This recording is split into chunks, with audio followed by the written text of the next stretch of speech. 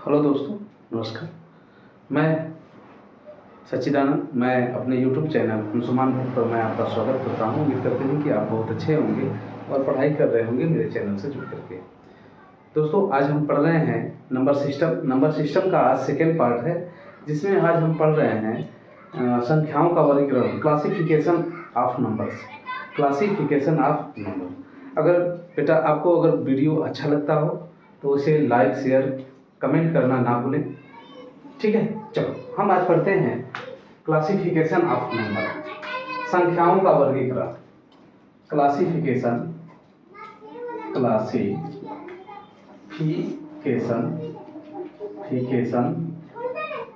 ठीक है, of number. ठीक है, संख्याओं का वर्गीकरण।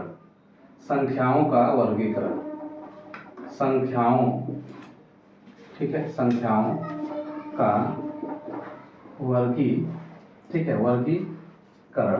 संख्याओं का वर्गीकरण।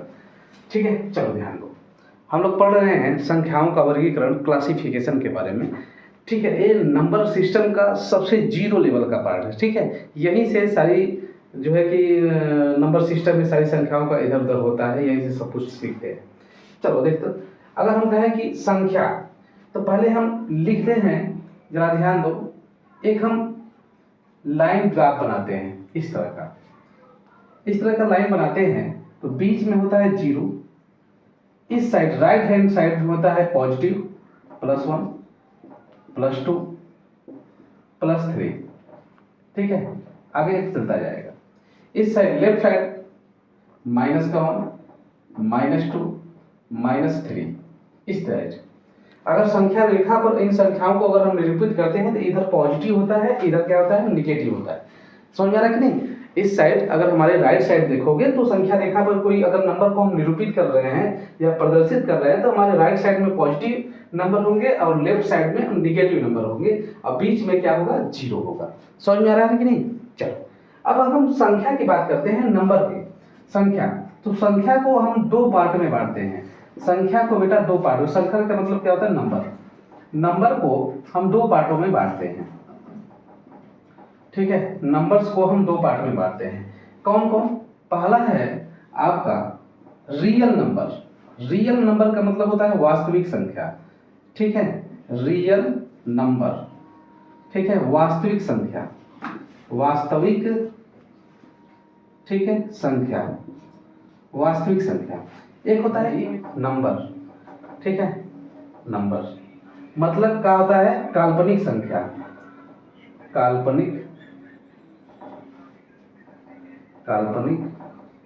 ठीक है, संख्या। ठीक है, नाम से ही आपको समझ में आ रहा होगा कि इमेजिनरी मतलब रियल नंबर और वास्तविक संख्या, मतलब कि वास्तविक रियल नंबर को मतलब हिंदी में बोलते हैं वास्तविक संख्या, इमेजिनरी नंबर को आप बोलते हैं काल्पनिक संख्या। समझ में आ रहा है कि नहीं? संख्या को जब हम वर्गीकरण कर रहे हैं तब की बात कर रहे हैं। तो वास्तविक संख्या किसे कहते हैं बेटा? तो वास्तविक संख्या इसे कहते हैं जिसे हम संख्या रेखा पर इस पर निरूपित कर सकते हैं। इस रेखा पर हम जिसको निरूपित कर सकते हैं, जिस संख्या को हम इस संख्या रेखा पर क्या कर सकते हैं, निरूपित कर सकते हैं, प्रदर्शित कर सकते हैं, ऐसे नंबर को हम क्या करते हैं, रियल नंबर कहते हैं, वास्तविक संख्या कहते हैं। तो नोट कर सकते हैं कि ऐसा नंबर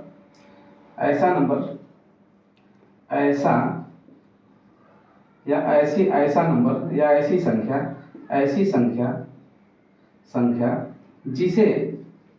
जिसे हम संख्या रेखा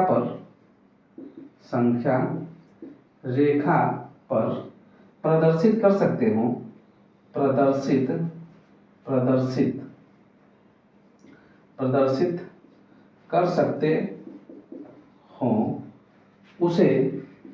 उसे हम वास्तविक संख्या कहते हैं। ठीक है, वास्तविक संख्या कहते हैं। ठीक है, एग्जाम्पल के तौर पर हम देखें कि इन सारी संख्याओं को हम संख्या रेखा पर निरूपित कर रहे हैं, मतलब कि पॉजिटिव और नेगेटिव जितने भी संख्याएं हैं सबको हम क्या कर रहे हैं, संख्या रेखा पर क्या कर रहे हैं, प्रदर्शित कर रहे हैं। साथ साथ जीरो को भी हम क्या कर रहे हैं, प्रदर्शित कर रहे हैं। मतलब पॉजिटिव वाले भी संख्या को और निगेटिव वाले भी संख्या को और जीरो को भी हम क्या कर रहे हैं, संख्या रेखा पर प्रदर्शित कर रहे हैं। तो इस जो सारी संख्याएं आपको जो दिखाई दे रही हैं, -1 -2 -3 0 +1 +2 +3 +4 +5 +6 इन्फिनिटिव तक। ये कहाँ तक चला जाता है बेटा? इन्फिनिटिव तक जाता है। समझ आ रहा है कि नहीं? ये कहाँ तक जाता है? इन्फिनिटिव तक जाता है, ठीक है, अनंत तक जाता है। तो इन सारी संख्याओं को जिसे हम संख्या रेखा पर निरूपित कर सकते हैं, वैसी संख्याओं को हम क्या बोलते हैं? वास्तविक संख्या। वैसी संख्या को क्या बोलते हैं? वास्तविक संख्या। तो एग्जांपल के तौर पर वास्तविक संख्या क्या हो जाएगी? -1 हो जाएगी, -2 हो जाएगी, -3 हो जाएगी, 0 हो जाएगी, +1 +2 +3। समझ में आ रहा है कि नहीं? ये कामा है, ठीक है, ये क्या है? कामा है, ठीक है।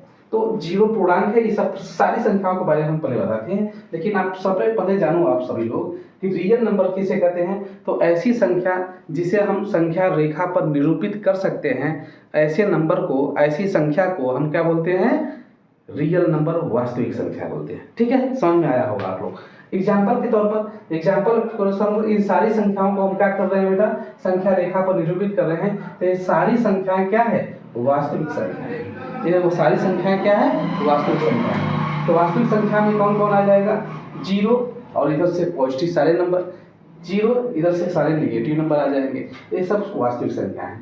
काल्पनिक संख्या किसे बोलते हैं? इमेजिनरी नंबर, जिस संख्या को हम संख्या रेखा पर निरूपित नहीं कर सकते हैं, जिसे हम संख्या रेखा पर निरूपित नहीं कर सकते हैं। जिस संख्या को हम संख्या रेखा पर निरूपित नहीं कर सकते या प्रदर्शित नहीं कर सकते, उसे हम इमेजिनरी नंबर कहते हैं, काल्पनिक संख्या कहते हैं। एग्जाम्पल के तौर पर देख लो आप बेटा, एग्जाम्पल के तौर पर देखो, जैसे माइनस का √2, माइनस का अब रूट कहाँ से निकाल पाएंगे? ठीक है, ऐसे संख्या रेखा पर निरूपित कर सकते हैं? नहीं कर सकते हैं। जैसे √-1, √-3, ठीक है, पाई, ठीक है। अब ऐसे संख्याओं को हम क्या कर सकते हैं? संख्या रेखा पर निरूपित नहीं कर सकते हैं। तो ये क्या है? काल्पनिक संख्या है। ये क्या है? काल्पनिक संख्या है। तो उम्मीद करते हैं कि आपको काल्पनिक संख्या और वास्तविक संख्या, रियल नंबर में आपको समझ में आया होगा। रियल नंबर किसे कहते हैं? ऐसे नंबर जिसे हम संख्या रेखा पर निरूपित कर सकते हैं, उसे हम रियल नंबर कहते हैं। और जिसे हम संख्या रेखा पर निरूपित नहीं कर सकते हैं, एग्जाम्पल के तौर पर माइनस का √2, माइनस का √1, माइनस का √3, पाई, ऐसे नंबर को हम संख्या रेखा पर निरूपित नहीं कर सकते हैं। तो इसे हम बोलते हैं क्या बेटा? काल्पनिक संख्या। और इसे बोलते हैं हम क्या? वास्तविक संख्या। उम्मीद करते हैं कि समझ में आया होगा। अब थोड़ा सा हम आगे बढ़ते हैं। अब आ जाता है बेटा पूर्ण संख्या, पूर्णांक, जिसे बोलते हैं इंटीजर। ध्यान दो सभी लोग, यहां से देखते हैं। अगर हम कहें कि वास्तविक संख्या, तो वास्तविक संख्या किसे कहते हैं? वास्तविक संख्या उसे कहते हैं जिसे हम संख्या रेखा पर प्रदर्शित कर सकते हैं, उसे हम वास्तविक संख्या कहते हैं। अब वास्तविक संख्या मतलब रियल नंबर को भी हम बांटते हैं। अगर रियल नंबर को हम बांटते हैं, रियल नंबर को अगर हम बांटते हैं बेटा, ठीक है, वास्तविक संख्या को, वास्तविक अगर संख्या को हम बांटते हैं, तो वास्तविक संख्या को 2 भागों में बांटते हैं हम। पहला भाग होता है इंटीजर मतलब पूर्णांक। पहला भाग में हम बांटते हैं इंटीजर मतलब पूर्णांक, ठीक है, इंटीजर IN, ठीक है, TE इंटीजर, ठीक है, पूर्णांक, ठीक है।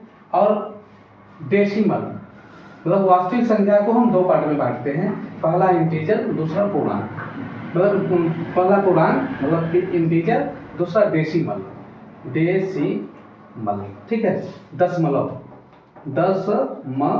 ठीक है, दशमलव में बांटते हैं। उम्मीद करते हैं समझ में आ रहा है।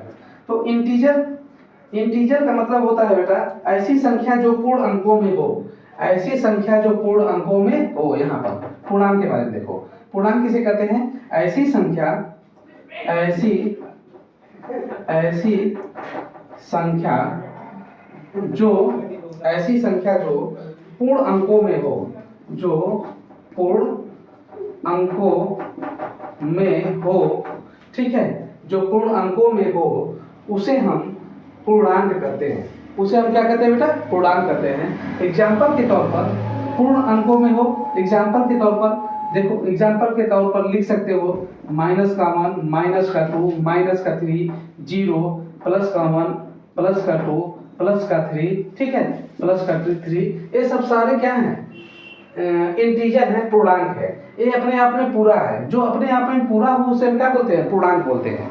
जो अपने आप में पूरा नंबर हो क्या बोलते हैं, पूर्णांक बोलते हैं, ठीक है, जो अपने आप में पूरा हो पूर्णांक बोलते हैं, ठीक है। तो ये सब सारे संख्याएं पूर्णांक हैं, ठीक है, ये सब सारे क्या संख्याएं क्या है, पूर्णांक है। उम्मीद करते हैं कि समझ में आया होगा। अब दशमलव को देखते हैं, तो ऐसी संख्या जो पूर्ण अंकों में न हो। दशमलव का मतलब क्या होता है, ऐसी संख्या जो पूर्ण अंकों में न हो। एग्जाम्पल के तौर पर एक साथ देखते हैं जो 10 दशमलव में आते हैं, जैसे 1.33, ये क्या है, पूर्ण अंकों में है नहीं, ठीक है, ये पूर्ण अंकों में नहीं है। जैसे आप कहेंगे कि 8.125, ये क्या है, पूर्ण अंकों में है नहीं है। तो ऐसे नंबर जो पूर्ण अंकों में नहीं हो तो उसे हम क्या बोलते हैं, दशमलव नंबर बोलते हैं, ठीक है, दशमलव वाली संख्या कहते हैं। तो दशमलव वाली संख्या को भी हम दो भागों में बांटते हैं। दशमलव वाली भी संख्या को हम क्या बोलते हैं, दो भागों में बांटते हैं। पहला होता है शांत दशमलव, ठीक है, और दूसरा होता है अशांत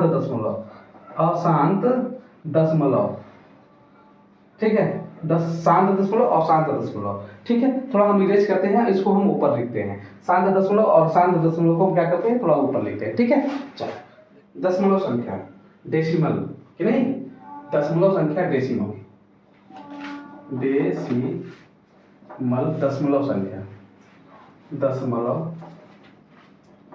दशमलव संख्या को हम दो पार्ट में बांटते हैं। पहला पार्ट होता है शांत दशमलव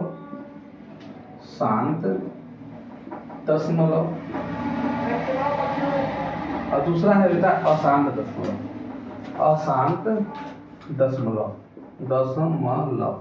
शांत दशमलव का मतलब क्या हुआ कि जिसका रिपीटेशन नहीं है, मतलब बिल्कुल शांत हो गया, जिसका रिपीटेशन नहीं हो सके। तो शांत दशमलव का मतलब कि जिसका रिपीटेशन नहीं हो सकता है उसे हम शांत दशमलव कहते हैं, जिसे मतलब हम p/q के रूप में क्या कर सकते हैं, लिख सकते हैं। शांत दशमलव को हम क्या कर सकते हैं, जिसे हम p/q के रूप में लिख सकते हैं। शांत दशमलव ऐसी संख्या जिसे हम p/q के रूप में लिख सकते हैं। चलो शांत दशमलव में जैसे एग्जाम्पल के तौर पर देखो, एग्जाम्पल में आप देख सकते हो 0.23, ठीक है, आप इसको 9.68, बहुत सारी संख्याएं हैं जो शांत दशमलव है। अब यहाँ से दशमलव मतलब कि हटाओगे तो बटा में क्या आ जाएगा, 100 आ जाएगा, तो ये हो गया p, ये हो गया क्या, q। यहाँ पर देखो इसको पॉइंट हटाओगे बटा में क्या आ जाएगा, 100 आ जाएगा, तो इसे p/q, मतलब कि शांत दशमलव को हम p/q के रूप में क्या कर सकते हैं, लिख सकते हैं। तो ऐसा नंबर जिसे हम शांत मतलब कि p/q के रूप में क्या कर सकते हैं, लिख सकते हैं, उसे हम क्या बोलते हैं, शांत दशमलव। मतलब कि जिस नंबर को जिसे हम p/q के रूप में लिख सकते हैं उसे हम शांत दशमलव कहते हैं, शांत दशमलव कहते हैं।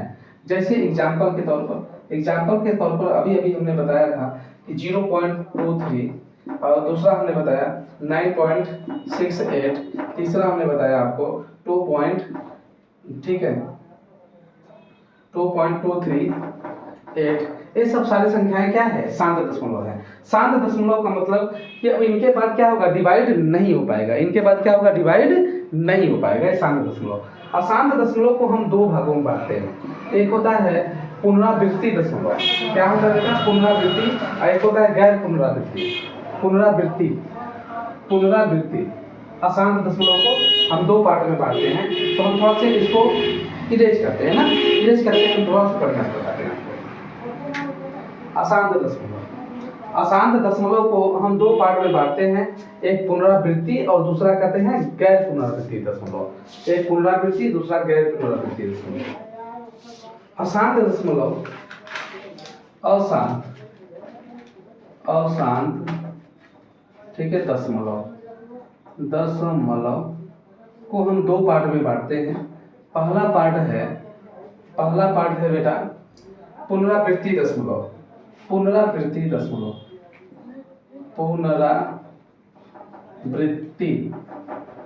ठीक है, दशमलव। और दूसरा होता है गैर पुनरावृत्ति पुनरावृत्ति, ठीक है, वृत्ति दशमलव। पुनरावृत्ति दशमलव का मतलब क्या हुआ कि इसमें कुछ अंकों, दशमलव के बाद कुछ अंकों का क्या होगा, बार बार रिपीटेशन होगा। जैसे आप देखो पुनरावृत्ति दशमलव में जैसे 1/3 लिखा है, अगर 1 में हम 3 से डिवाइड करेंगे तो ये पॉइंट जाएगा 0, ठीक है। अब 3 3 जा 9, फिर 1 गया, फिर 0, 3 3 जा 9, फिर 1 गया 0, 3 3 जा 9, ठीक है, 1 आ गया। मतलब ये क्या हो रहा है, ये बार बार ये 3 3 3 क्या कर रहा है, रिपीट कर रहा है। समझ में आ रहा है कि नहीं? तो ये क्या हो गया, पुनरावृत्ति दशमलव। ये क्या हो गया बेटा, पुनरावृत्ति दशमलव। तो पुनरावृत्ति दशमलव उसे कहते हैं जिसका बार बार क्या हो, रिपीटेशन हो, पुनरावृत्ति हो, तो उसे हम पुनरावृत्ति दशमलव कहते हैं। मतलब ऐसा नंबर जिसका लगातार बार बार क्या हो रहा है, पुनरावृत्ति हो रहा है, तो ऐसा नंबर को हम क्या करें, मतलब कि बार बार रिपीट कर रहा है, तो ऐसे नंबर को हम क्या बोलते हैं, पुनरावृत्ति दशमलव। ऐसे नंबर को हम क्या बोलते हैं बेटा, पुनरावृत्ति दशमलव। पुनरावृत्ति दशमलव जैसे होता है, एग्जाम्पल के तौर पर लिखे तो क्या होगा, 0.33, ठीक है, 0.33। अगर एग्जाम्पल लिखते हैं तो 7.56, ठीक है, 56, ये क्या होगा, इसका 56 का क्या होगा, पुनरावृत्ति ही होता रहेगा। तब पुनरावृत्त दशमलव उसे कहते हैं, ऐसे पुनरावृत्त दशमलव उसे कहते हैं कि दशमलव के बाद वाले जो कुछ नंबर होते हैं वो लगातार क्या करते हैं, रिपीट करते रहते हैं। तो ऐसे नंबर को हम क्या बोलते हैं, पुनरावृत्त दशमलव बोलते हैं। समझ में आ रहा है कि नहीं? अब आते हैं गैर पुनरावृत्त दशमलव। तो गैर पुनरावृत्त दशमलव ऐसी संख्या जिसे हम p/q के रूप में नहीं लिख सकते हैं। ऐसी संख्या जिसे p/q के रूप में नहीं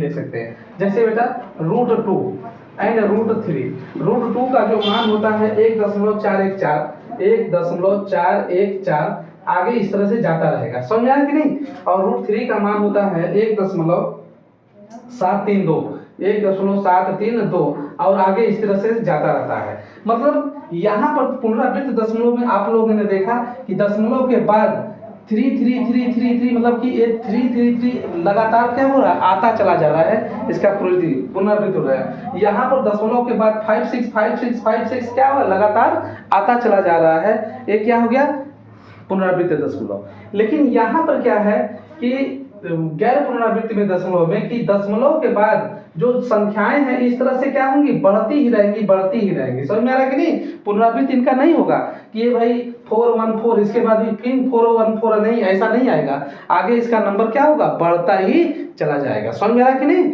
चलो इसी प्रकार यहाँ पर 1.732 का मान क्या होगा, इसके आगे कोई और नंबर आ जाएंगे। समझ में आ रहा है कि नहीं? तो इनका पुनरावृत्त नहीं हो रहा है, ये क्या नंबर बढ़ते ही चले जा रहे हैं। समझ में आ रहा है कि नहीं? तो बढ़ते ही चले जा रहे हैं। तो एक हो गया गैर पुनरावृत्ति दशमलव, एक हो गया पुनरावृत्ति दशमलव। पुनरावृत्ति दशमलव का मतलब क्या होगा, जिसे p/q के रूप में लिखा जा सकता है और जिसे p/q के रूप में नहीं लिखा जा सकता है। समझ में आ रहा है कि नहीं? p/q के रूप में इसे लिखा जा सकता है, इसे p/q के रूप में लिखा जा सकता है और इस संख्या को p/q के रूप में नहीं लिखा जा सकता है।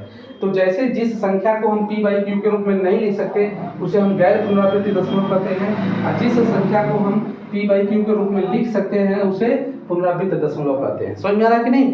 तो पुनरावृत्त दशमलव क्या है, जैसे √2 का मान निकालेंगे तो 1.414 आगे नंबर कोई दूसरा आएगा। समझ में आ रहा है कि नहीं? जैसे कि 1.732 तो आगे कोई दूसरा नंबर आएगा, और यहाँ पर क्या है 5 6 वही नंबर आते चले जा रहे हैं। तो इसमें रिपीटेशन नंबर पॉइंट के बाद रिपीटेशन नहीं हो रहा है, और इसमें पॉइंट के बाद क्या हो रहा है, रिपीटेशन हो रहा है। तो रिपीटेशन हो रहा है मतलब पुनरावृत्त हो रहा है, इसमें पुनरावृत्त नहीं हो रहा है। तो जिसमें पुनरावृत्त होता है उसे हम p/q के रूप में लिख सकते हैं, और जिसमें पुनरावृत्त नहीं होता है उसे p/q के रूप में लिख नहीं सकते हैं। समझ में आया कि नहीं आया? क्लियर है? चलो हम थोड़ा सा आगे बढ़ते हैं, इसको हम इरेज करते हैं। वास्तविक संख्याएं अब वास्तविक संख्याएं को हम अपरिमेय संख्या और अपरिमेय संख्या के रूप में भी लिखते हैं। वास्तविक संख्याओं को हम परिमेय संख्या और अपरिमेय संख्या के रूप में भी लिखते हैं। इसका एक कैटेगरी और होता है वास्तविक संख्या का, रियल नंबर का। रियल नंबर को हम एक संख्या और लिखते थे, मतलब वास्तविक संख्या, वास्तविक, ठीक है, संख्या को हम क्या करते हैं बेटा, इसको एक कैटेगरी में और बांट सकते हैं, परिमेय संख्या और अपरिमेय संख्या। परिमेय संख्या, परिमेय संख्या, और दूसरा हम लिखते हैं बेटा अपरिमेय संख्या, अपरिमेय, ठीक है, संख्या, अपरिमेय संख्या। परिमेय संख्या किसे कहते हैं? जिसे हम p/q के रूप में लिख सकते हैं। जिस संख्या को, जिसे हम p/q के रूप में लिख सकते हैं, जहां p और q पूर्णांक हो, ये शर्त है बेटा, लेकिन q नॉट इक्वल टू 0, ये शर्त होनी चाहिए। जैसे कि परिमेय संख्या किसे कहते हैं, जरा आप ध्यान दो कि परिमेय संख्या उसे कहते हैं जिस संख्या को हम p/q के रूप में लिख सकते हैं जहां p और q दोनों क्या हो, पूर्णांक हो। p और q क्या हो, दोनों क्या है बेटा, पूर्णांक हो। जब दोनों पूर्णांक हो तो उसे हम लिख सकते हैं, लेकिन यहाँ पर ये भी ध्यान देना कि q 0 के बराबर नहीं होना चाहिए। q क्या होना, 0 के बराबर नहीं होना चाहिए। एग्जाम्पल के तौर पर आप लिख सकते हैं, जैसे हमने लिख दिया 1/2, तो यहाँ 1 भी पूर्णांक है, 2 भी क्या है, पूर्णांक है, मतलब कि 1 भी पूर्णांक है, 2 भी पूर्णांक है। तो इसका मतलब ये हुआ कि इसे p/q के हम रूप में लिख दिए हैं, और q जो है 0 के बराबर नहीं है। इसका मतलब ये क्या हो गया, परिमेय संख्या हो गया। ये क्या हो गया, परिमेय संख्या हो गया। चलो ये क्या हो गया बेटा, परिमेय संख्या हो गया। जैसे और एग्जाम्पल देख लो, जैसे √4 को निकालेंगे तो 2 होगा, तो 2/1 लिखी जा सकता है, लिखा ही जा सकता है। और जैसे हम √16 निकाल दें, √16, तो इसको निकाल सकते हैं, तो √4 मतलब 4 हो जाएगा, 4/1 हम लिख ही सकते हैं, ठीक है। अब -3 को हम -1/3 -3/1 लिख ही सकते हैं कि नहीं, ये पूर्णांक हो गया, ये भी क्या है, पूर्णांक है, ये 0 के बराबर नहीं है। जब 0 के बराबर नहीं है तो क्या हो गया, परिमेय संख्या है। अब जैसे यहाँ पर -7/2 लिख सकते हैं, तब ये भी 0 के बराबर नहीं ना, q 0 के बराबर नहीं होना चाहिए। तो -7 भी क्या है, एक पूर्णांक संख्या है, 2 भी क्या है, पूर्णांक संख्या है, लेकिन q 0 के बराबर नहीं है। इसका मतलब क्या है, ये परिमेय संख्या है। ये क्या है, परिमेय संख्या है। तो परिमेय संख्या बस वैसे कहते हैं जिसे हम p/q के रूप में लिख सकते हैं, और p और q दोनों पूर्णांक हो। तो पूर्णांक उसे कहते हैं बेटा, पूर्णांक क्या होता है, माइनस वाला भी पूर्णांक होता है और प्लस वाला भी पूर्णांक होता है। समझ में आ रहा है कि नहीं, माइनस वाला भी पूर्णांक और प्लस वाला भी पूर्णांक होता है, ठीक है। तो और q जो है 0 के बराबर नहीं होने चाहिए। तो ऐसे नंबर को हम क्या बोलते हैं, मतलब ऐसे नंबर को हम बोलते हैं परिमेय संख्या बोलते हैं। ऐसे नंबर को हम क्या बोलते हैं बेटा, परिमेय संख्या बोलते हैं। क्लियर है, ऐसे नंबर को हम क्या बोलते हैं, परिमेय संख्या। ऐसी संख्या, अब अपरिमेय संख्या, ऐसी संख्या जिसे हम p/q के रूप में नहीं ले सकते। ऐसी संख्या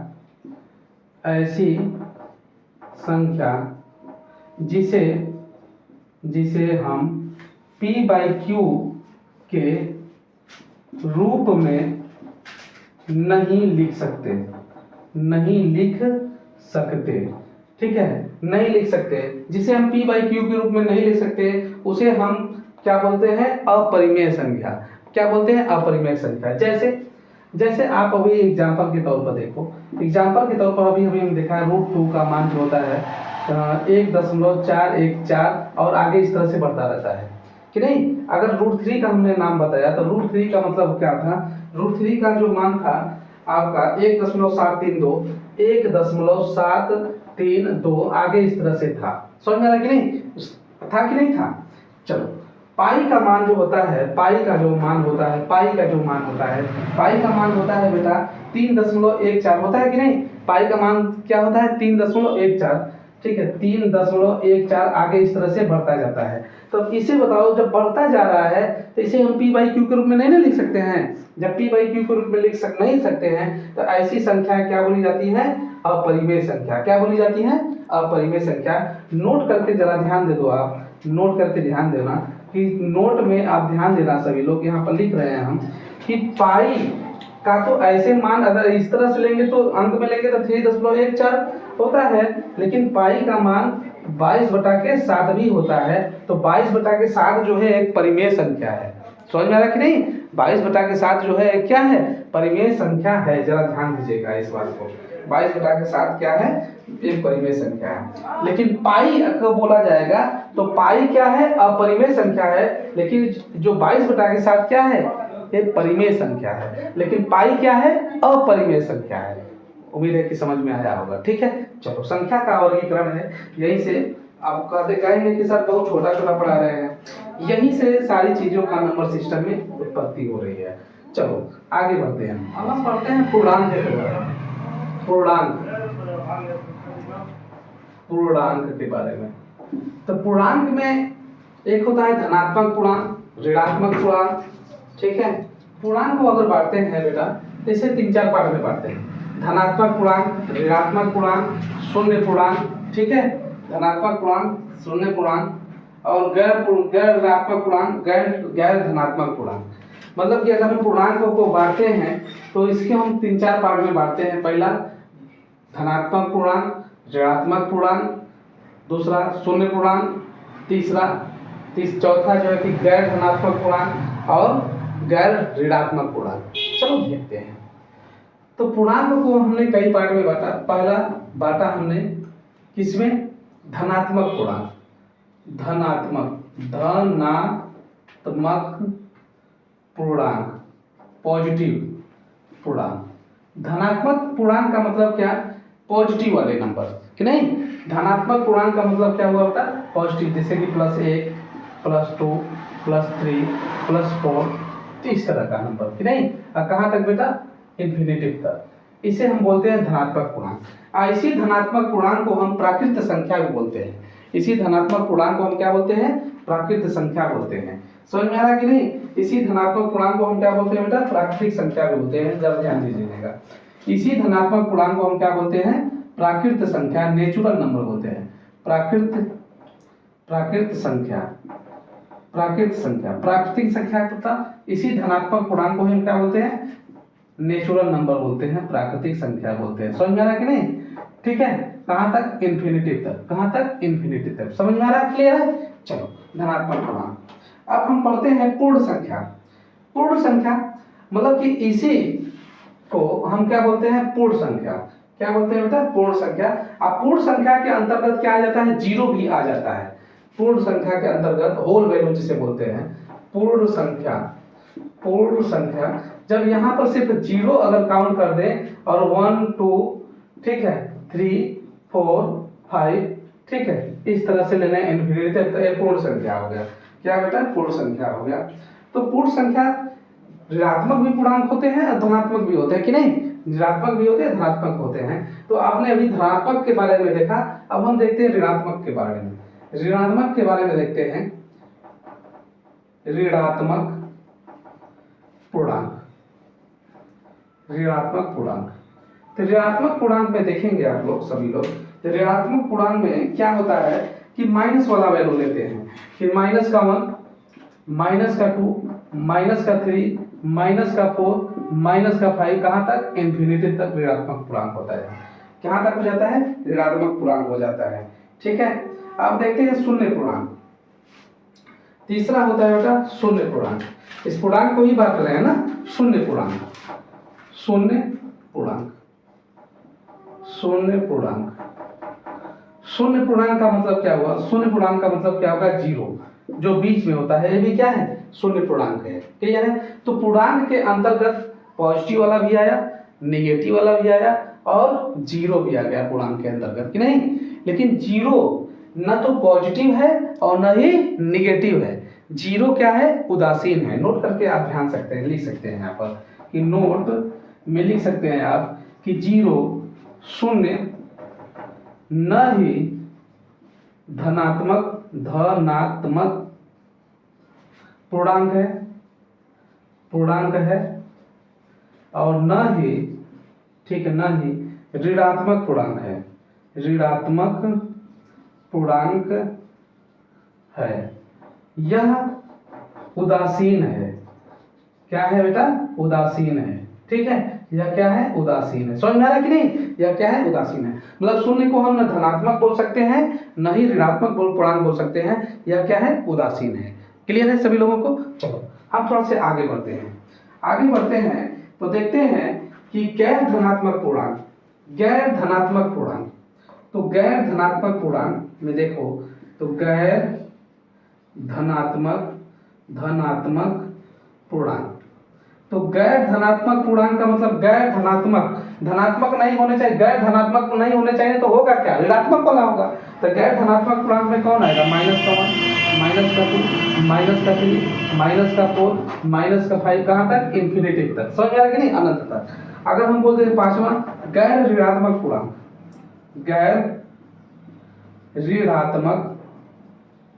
ठीक है, पूर्णांक। तो गैर ऋणात्मक पूर्णांक में कौन आएगा बेटा? प्लस वाला आ जाएगा कि नहीं? गैर ऋणात्मक वाले में क्या आ जाएगा? +1, +2, +3, +4, ठीक है, +5, इस तरह से इंफिनिटी तक गैर ऋणात्मक पूर्णांक। समझ में आ रहा कि नहीं? क्लियर हुआ आप सभी लोगों को? पूर्णांक को इतने तरह में हम बांट सकते हैं। ठीक है, मतलब कि धनात्मक पूर्णांक में क्या होगा? प्लस वाला होगा। ठीक है, प्लस वाला होगा। लेकिन धनात्मक वाले में जो प्लस वाला होगा, अब प्लस वाले को हम क्या बोलते हैं? प्राकृतिक संख्या बोलते हैं। समझ में आ रहा है कि नहीं? प्लस वाले को हम क्या बोलते हैं? प्राकृतिक संख्या बोलते हैं। पूर्ण संख्या क्या होता है? 0 लगा देते हैं तो क्या हो जाएगा? यही धनात्मक पूर्ण संख्या हो जाएगा। समझ में आ रहा है कि नहीं? इधर भी माइनस की तरह चलेंगे तो क्या हो जाएगा? वो भी पूर्ण संख्या हो जाएगा। क्लियर है? अगर ऋणात्मक पूर्णांक की बात करते हैं तो माइनस वाला क्या हो जाएगा? ऋणात्मक पूर्णांक। शून्य क्या है बेटा? शून्य न तो धनात्मक है और न ही ऋणात्मक है, वो बिल्कुल क्या है? उदासीन है। गैर धनात्मक की बात करते हैं तो माइनस वाले में आ जाएगा और गैर ऋणात्मक करते हैं तो प्लस वाले में आ जाएगा। उम्मीद करते हैं कि पूर्णांक वाला समझ में आया होगा। क्लियर है सभी लोगों को? चलो थोड़ा सा हम इसको इरेज करते हैं, अब आगे बढ़ते हैं। धनात्मक पूर्णांक, देखो धनात्मक पूर्णांक जिसे हम प्राकृतिक संख्या भी बोलते हैं। क्या बोलते हैं? प्राकृत संख्या बोलते हैं। प्राकृत संख्या बोलते हैं। तो धनात्मक पूर्णांक जो प्राकृतिक संख्या है, इसे हम 2 पार्ट में बांट सकते हैं बेटा। देखो आप सभी लोग, इसे 2 पार्ट में बांट सकते हैं, पहला और दूसरा। पहला इसे हम बांट सकते हैं सम संख्या, इवन नंबर, सम संख्या, और दूसरा हम बांट सकते हैं विषम संख्या।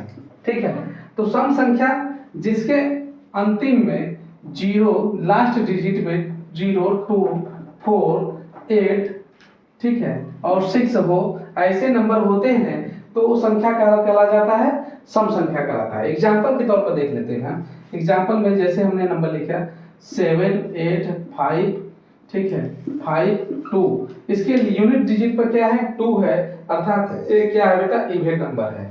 चलो दूसरा एग्जाम्पल देख सकते हैं 7, 5, 3, 2, 7, 8। ये नंबर यहाँ पर लास्ट डिजिट पे क्या है बेटा? 8 है, तो क्या हो गया? एक सम संख्या हो गया। ठीक है, इवन नंबर हो गया।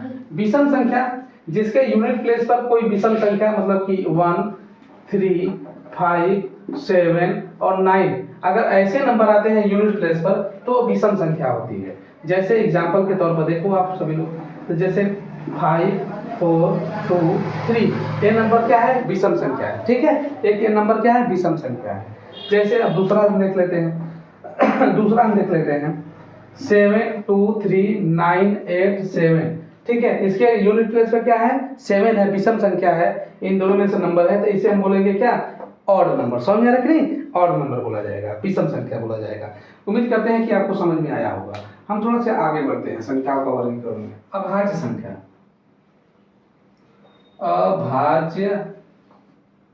संख्या, ठीक है, प्राइम नंबर। अभाज्य संख्या मतलब ऐसी संख्या जिसका कोई 2 फैक्टर ना हो, स्वयं से विभाजित होने वाली संख्या। जो संख्या स्वयं से विभाजित हो, ऐसी संख्या को हम क्या बोलते हैं? प्राइम नंबर बोलते हैं। ऐसी संख्या जो स्वयं से विभाज्य है, ऐसी संख्या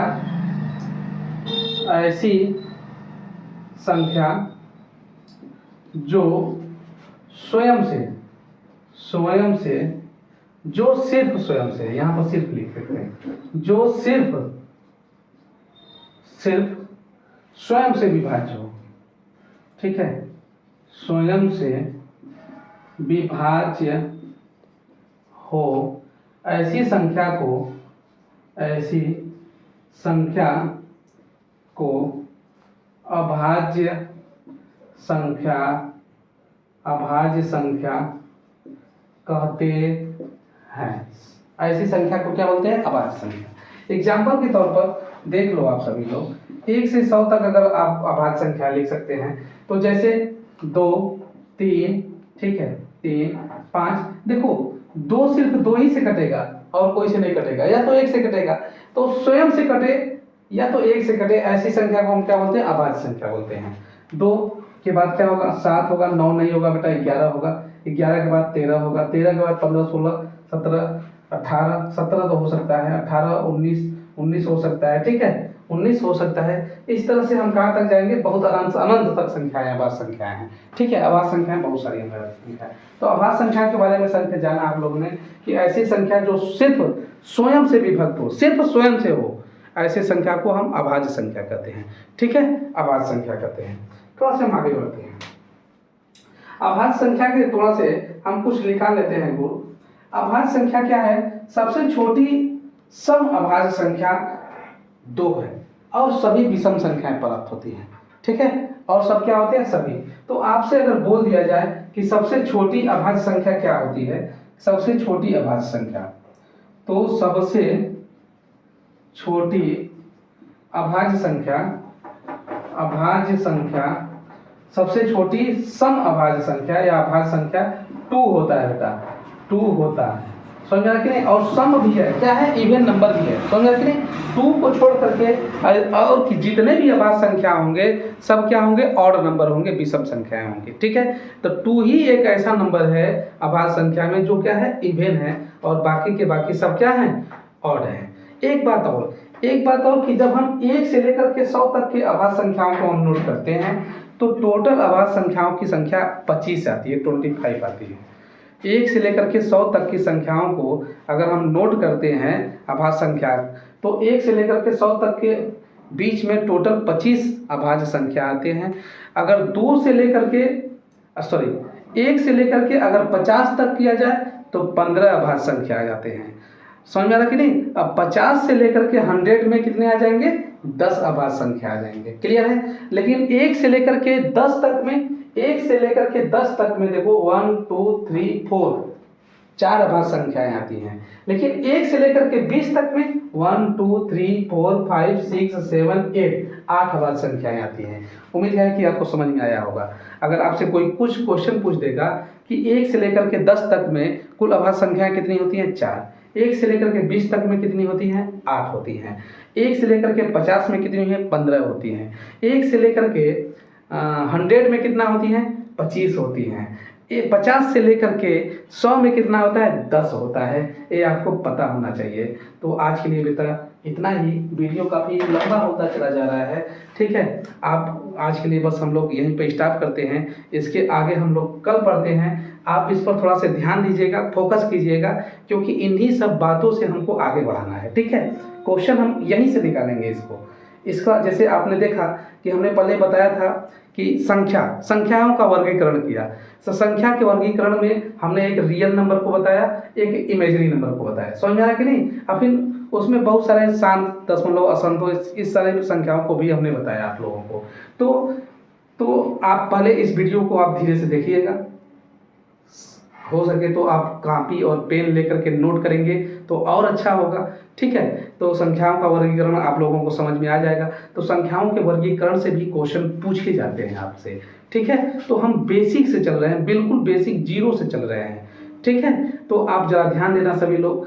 तो आज के लिए बस इतना ही, मिलते हैं हम नेक्स्ट क्लास में। अगर आपको वीडियो अच्छा लगता हो तो इसे लाइक, शेयर, कमेंट करना ना भूलें। आज के लिए बस इतना ही। जय हिंद, नमस्कार।